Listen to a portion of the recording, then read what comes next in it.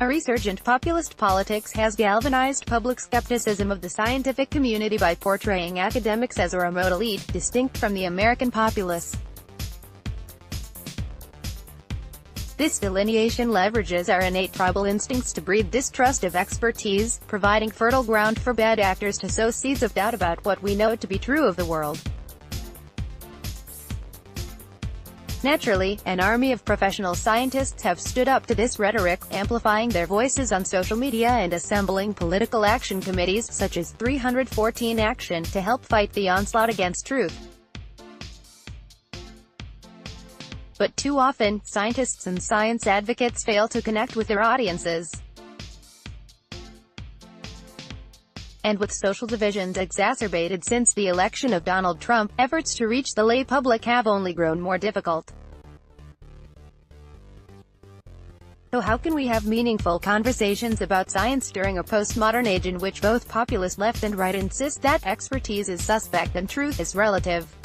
For decades, it was assumed that a lack of scientific literacy contributed to the public's adversarial attitudes towards politically polarizing, yet empirically incontrovertible, science. In other words, it was thought that the public did not value science because they did not understand science, and that ignorance was to blame for controversy surrounding science and science-based policy. This is what is known as the deficit model of science communication. The solution seemed to be clear: educate the public and they will accept the science. Yet the deficit model cuts against a mounting body of evidence that suggests literacy is not the primary contributor to the public's attitude toward science. For instance, a group of researchers led by Yale professor Dan Kahan conducted a survey of over 1,500 U.S. adults to assess the relationship between the public's understanding of climate change and their assessment of the risk it poses to our society. 1. They discovered that participants with an extensive understanding of the science were actually less concerned about the potential devastations of climate change, a finding that directly conflicted with the predictions of the deficit model. In its place, Kahan offered what he called the cultural cognition thesis. This holds that an individual's perception of science, and, in turn, assessment of risk, is primarily influenced by perception of social identity. Kahan's theory is supported by a recent study conducted at the Philipp University of Marburg in Germany, where researchers demonstrated that a participant's interpretation of science, as well as their opinion of scientists, is significantly influenced by their perceived membership of a social community. 2. When presented with evidence that conflicts with their predisposed worldview, participants were more likely to doubt the integrity of the science and the credibility of the scientist. The implication here is that when our deepest convictions are challenged by contradictory evidence, we tend to dismiss the science and cling to our beliefs with even greater vehemence, a phenomenon known as the backfire effect. These studies suggest that the implementation of the deficit model and its associated attempts at educating the public only exacerbate the divide between experts and lay citizens. Such attempts antagonize the very people with whom professional scientists need to connect, reinforcing the perception of an ivory tower and further isolating academics from the general populace. The deficit model approach, then, cannot be the solution to the polarization we see today. As Will Storr succinctly put it in his 2014 book The Unpersuadables, reason is no magic bullet. However, these studies do reveal something rather profound about us. Our opinions on science are not governed by how much we know. They are governed by how we see ourselves. Our perception of reality is influenced by the values we hold, and our values are shaped, to an appreciable degree, by our identity. One need not go beyond politically contentious issues such as climate change, evolution, or embryonic stem cell research to see this. But the influence our values hold over our interpretation of science goes beyond political affiliation. It extends into the realm of racial, ethnic, and cultural identity as well. Point 3. For example, Kahan's climate change survey uncovered differences in the perception of science between people who hold hierarchical, traditionally Eastern, and individualistic, traditionally Western, worldviews. Point 1. 20 years of U.S.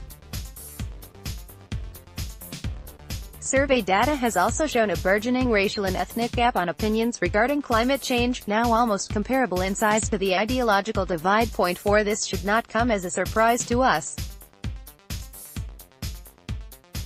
We have evolved to be a tribal species. Our associations with different communities inform our worldviews, and we cement them into our psyche without much critical thought. Our beliefs are cherished because they inform our sense of identity and make us into who we are. Whilst, or put it best, belief is the heart of who we are and how we live our lives.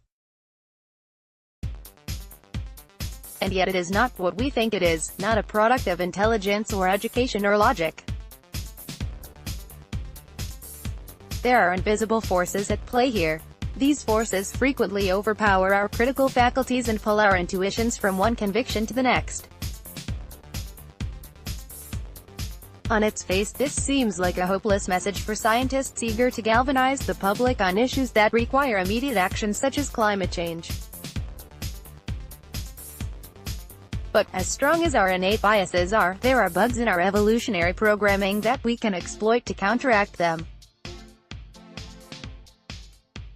It is true that our social identity defines how we interpret scientific information. However, our interpretation of that information can be manipulated by the way in which the information is framed. Point 5. By leveraging cultural values, scientists are able to emphasize some points over others and customize information so that it is more palatable to a particular audience.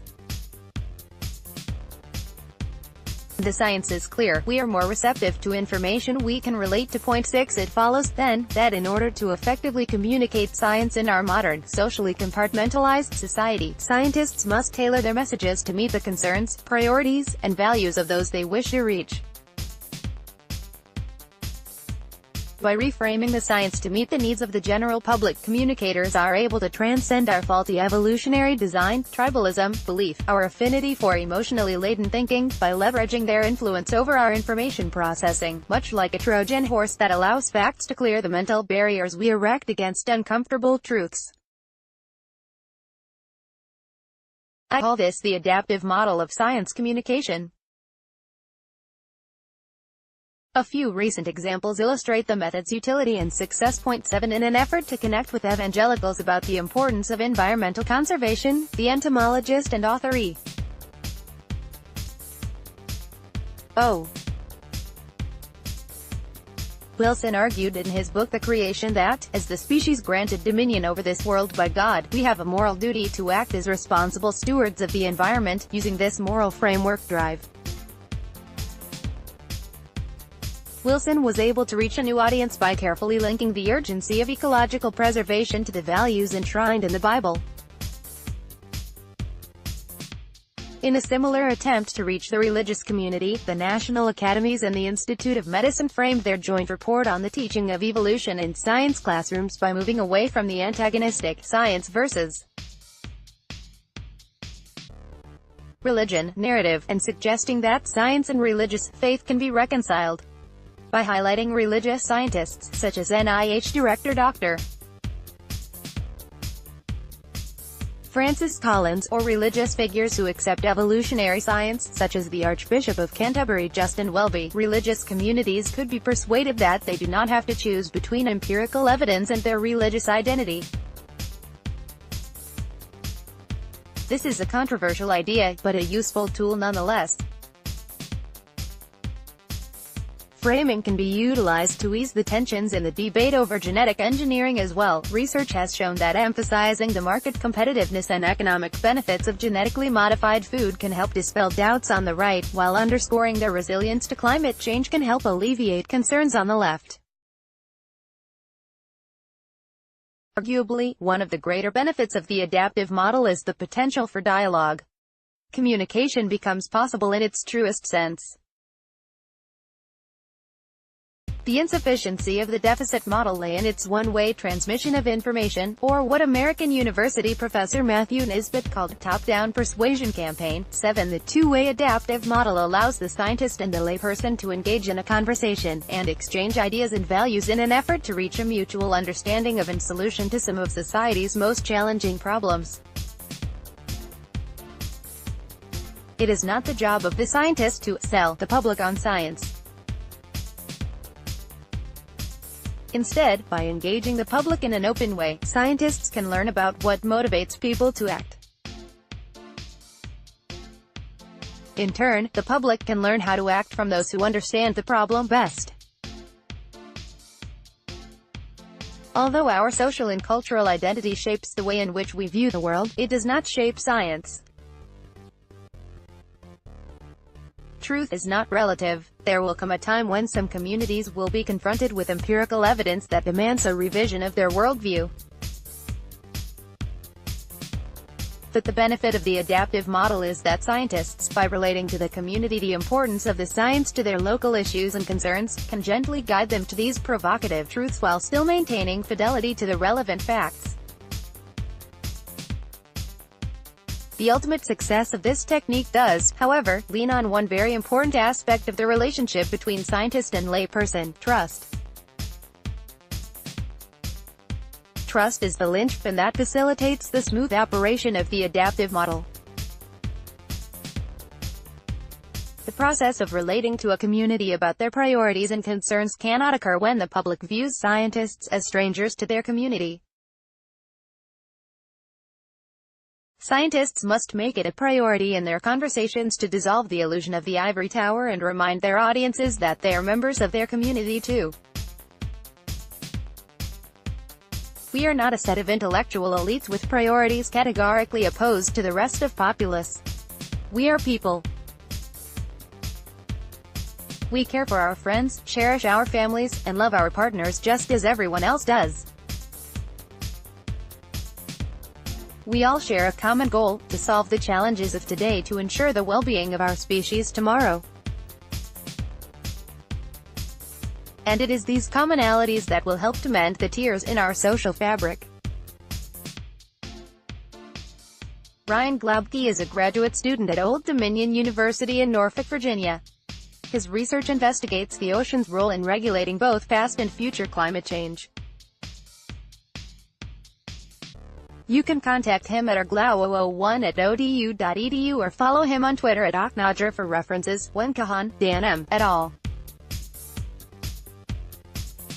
The polarizing impact of science literacy and numeracy on perceived climate change risks. Nature Climate Change, 2012. Tunarath, Peter, et al. The effects of social identity threat and social identity affirmation on layperson's perception of scientists. Public Understanding of Science, 2017. 3. Pearson, Adam R., and Jonathan P. Schult. Bridging Climate Communication Divides Beyond the Partisan Gap. Science Communication, 2015. 4. Huber, Deborah Lynn. A Cooling Climate for Change? Party Polarization in the Politics of Global Warming. American Behavioral Scientist, 2013. 5. Nisbet, M. C. Communicating Climate Change, Why Frames Matter for Public Engagement, Environment, Science and Policy for Sustainable Development, 2009. 6. Rattan, A. K. Savani, and R. Romero Cañas. Motivating Environmental Behavior by Framing Carbon Offset Requests, Using Culturally Relevant Frames, paper presented at the Association for Psychological Science, New York, 2015. 7. Nisbet, Matthew C., and Dietra May Schäufele. What's Next for Science Communication? Promising Directions and Lingering Distractions, American Journal of Botany, 2009.